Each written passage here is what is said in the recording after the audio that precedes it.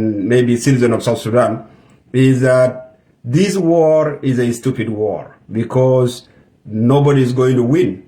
And it will be better if things can be fixed by actually sitting down and discussing things.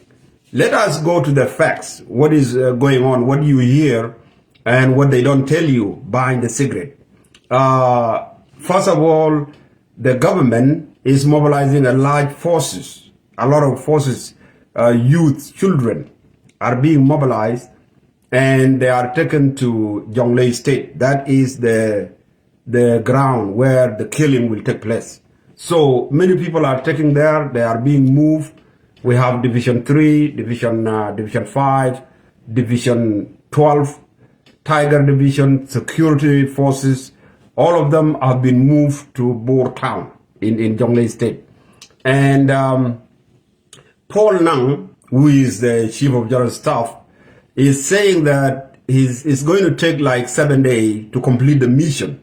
That means to actually complete everything that is going on. And the mission is to disarm the IO, opposition forces, and the White Army. So that's the mission there. And this mission will be completed in 7 days, according to Paul Nang. Now, this one, they are saying that means clearly, they are saying that the war is between the government forces and the opposition forces, IO, and all the allies like White Army. That is what they are saying. And they are saying that this one, they will be disarmed in a week. If you look at this, you can see, okay, that is what they tell you. That's what you hear on video. They come and make video. But the problem with this is that this is not reality. There is nothing real about this. Because now, after they reach the battlefield, the reality is actually showing now when they reach Jonglei State. That means where they are going to fight, actually they have reached. And there are a lot of problems coming up now. Those problems, they don't tell it to you. And that's why I have to make the video so that at least people of South Sudan can actually think for themselves. Now, one of the problems that come up after they move the troop into the battlefield is that there is a lack of logistic. So lack of logistic means that troop demand, the fighters, they are demanding a lot of things. And this thing, leaders cannot provide. So there's an issue of logistic right now as we are talking. Number two, there's huge forces. A lot of forces that are taken to the field. These people, they need food. And there's a lack of food available for all these huge forces. That's number two. Number three, there's a lack of transportation to transport the people actually from point A, point B. And there's a problem also of flooding, water. So a lot of water. And so the movement of troops become very difficult now. And this is what actually you have seen war could be fought yesterday. People are saying it in social media. And on the ground is different thing. So now, movement become difficult and troops are deserting. So a lot of troops, they're actually, you find yourself, you are maybe 10 people, 20 people, and then you desert. If they try to stop you, you fight them. So there's going to be a lot of division. That means even they can fight themselves. That is something that I wanted to let you know about the reality and what you hear. So the reality is different. What you hear on social media is also different. Now, on the side of IO, the IO opposition forces and the IO, what they did is that they are saying the war is between IO and the government. And what it means is that they are saying the war is not between the Denka and the Nuer. Most of you might have heard that. And they are saying the war is a political war, that they are going to remove the regime in Juba. And they are advancing to Juba. They are going to Juba. So they are sending force to the capital. Okay? So they capture Wad, they capture UI, they capture Pajut, and this is they do it with the military military force and they are advancing with the forces. That is what they tell you. But the reality is different. Okay? The reality as we are talking right now is that this kind of goal is impossible. They cannot go to Juba. So why? So the problem is here. Forces of IO are not organized. Okay? And another thing is that they have a problem of what we call regional balance. What I tell me, regional balance mean that in South Sudan, we have three regions, Barghazal, Equatoria, Upper Nile. Most of the forces from IO are not balanced in all those regions so that you can have forces that are equivalent to the forces of the government. Government, as we are talking, is able to mobilize. I don't know, some people call it ghost number, but there's about 180,000 government troop. Now, for the opposition to be able to fight this troop, 180, at least you need about 150,000 to be able to fight actually and win the war. So this is another problem that they will not tell you. Another thing is that most of these opposition, they are lacking modern military warfare tactic. Okay? So modern warfare is not to just go and die. There are a lot of tactics that you may need to know. And the thing is, so the goal to go to Juba may not be achieved. And that one they don't tell you. So the goal is not going to be achieved. Another problem is that the consequences of the war is not calculated. So they don't tell you the consequence of the war. The consequence of the war include a lot of death. There's going to be a huge number of people dying because the government is sending a lot of troops in the field and rebel forces or opposition forces is sending so much troop. And because a lot of troops from both sides, a lot of people are going to die. They don't tell you this. They don't discuss it with you. Okay? And this is one of the consequences that will happen in the war. And then there's going to be a lot of people from both sides that are going to be wounded. And what it means is that people, the youth, the young people that are going to war, they're going to come home with broken leg, broken arm, and at least with wounded, and they will not get help. So people will die while they are suffering. Okay? This thing, they will not discuss it to you because they want you to die, actually. Another thing is there's going to be a lot of starvation. So people are going to die just simply because of hunger, no food. And because of this, you will see there will be groups, even with your own group, whether you are in the rebel side or within a government side. So you will find yourself, you will have disagreement. So commanders who are commanding the war right now will have a lot of differences.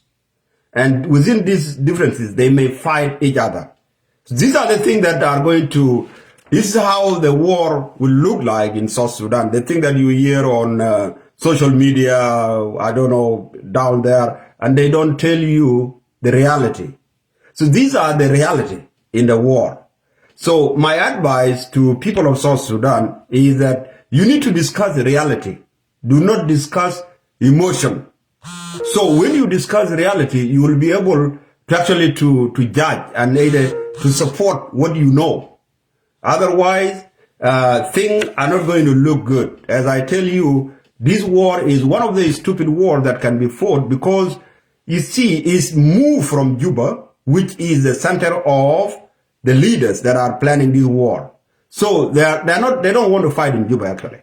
So that's why they have to go and actually fight in places like Jonglei, maybe west of Equatoria, east of Equatoria, or part of the country that don't have those leaders who are looting the country. And therefore, after you die, they will compromise. They will go and sit on the table, and a lot of people have died. So for me, this is not good. So it's actually, we need to do something about this.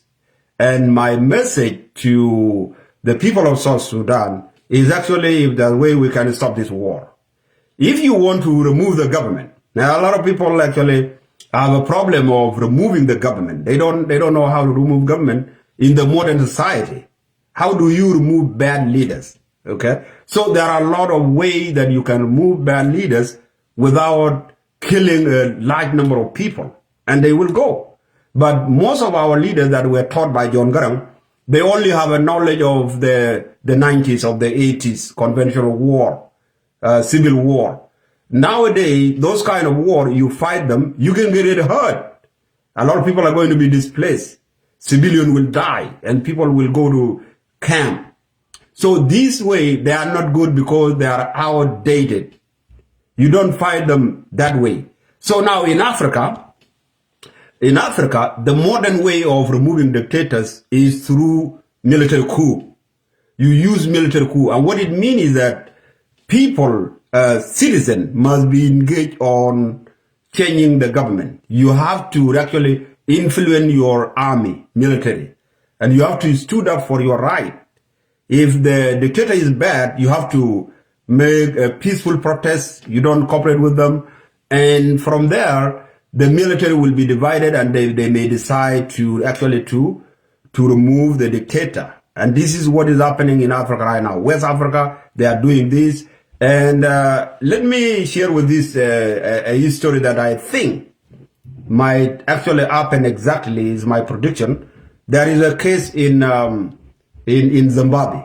Robert Mugabe is one of the long dictator in Africa. Okay, so Robert Mugabe, when he realized that he's going to die, okay, he's become very old, 90 years old, he's like Salva Kiir. So he was so greedy, he doesn't want the power to be given to his colleague or maybe just an ordinary citizen. He decided to promote the wife and over his general, over the government. And then the wife was promoted, and he arrested his own vice president, who is his own colleague. So that was in 2017. So the military, they made about this, they discussed, and they were divided. They want to fight themselves. There was a high tension because there was some people were supporting the Robert Mugabe and others was supporting the vice president. Vice president was put in the house arrest, like the case now with Riek Machar is in house arrest. So what the military general decided was that instead of fighting, they stopped fighting. So they decided to actually to arrest Robert Mugabe and detain him in a house arrest. So both Robert Mugabe and the vice president, they were all arrested. And now the military actually intervened, and they wanted now to put the thing into their own hand. So they forced Robert Mugabe to resign from government. And then they went on and released the vice president. And then they think vice president was right. And the vice president actually is now leading, become the president. This is happening in Africa. So no bloodshed. They refuse fighting. Instead, they go for the leaders. So I'm not telling you to go release Riek Machar, but I'm telling you the reality, how war in the 21st century is being fought, how leaders are removed peacefully without fighting, without killing the children. Right now, the children who are dying are very young, 14 years old, 13 years old, 20 years old. They are sent to war. They don't know why they're fighting, but they are told false. And you see, for old people like 80 years old, 90 years old, Riek Machar, Salva Kiir, to send you to war to die for them is stupid. Because why? These people, they have lived their life, they should die themselves. So they should not kill. In Tugnuara, actually, in the Nuer proverb, it say, God, ka kwai tironti. God, ka kwai tironti. Meaning, the children are the seed of tomorrow. They are the future of tomorrow. So if you really want to kill them because you losing the power, or you have lived your life, you're getting old and you are dying, then even God will not work with you. It's not very good. It's not a good way of thinking. So I wanted to stop here. Please share it. This is what I wanted to analyze about what is going on. There is tension, and it's really huge. And I think if the war is going to be fought, no side will win. There is no IO winning. There is no government will win. But people will die for no reason. And then therefore, after the war, they're going to compromise. They're going to be on the table and share power. That means they are going to share the money from the petroleum money in South Sudan. And whatever number of people die is going to be nothing. So we have to wake up. Please share it with our people so that they can they can share it with me. And if you have a comment, you can put it down. This is what I think about this. I know you might have different with me, but I don't know what you think about it. Put it in the comment. But this is what I think. And thank you. Please share it.